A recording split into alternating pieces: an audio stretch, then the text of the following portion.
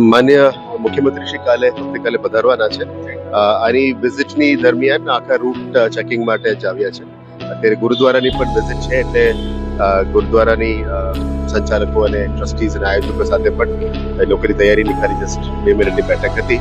હવે આખું રૂટમાં નીકળવાના છે, એટલે અહીંથી નવલખી ગ્રાઉન્ડ અને પછી સર સયાજી ઓડિટોરિયમ તૈયારી ચાલી જ રહ્યા છે. સિટીનું ખાસ કરીને સાફ સફાઈની બાબતનો જે ઇસ્યુઝ છે એ બાબતમાં અત્યારે રિવ્યુ કરી રહ્યા છે. આખા તંત્ર આખા રૂટમાં લાગ્યા છે.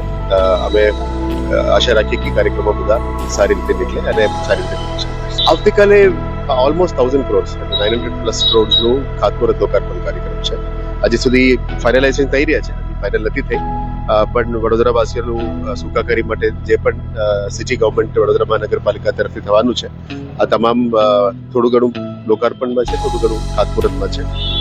ખાસ કરીને પાણી, ડ્રેનેજ, રોડ, રસ્તા અને બિલ્ડિંગ્સ જે પણ વ્યવસ્થાઓ જરૂરિયાત છે વડોદરા માટે, એ બાબતના ઉપર વધારે ફોકસ કરવામાં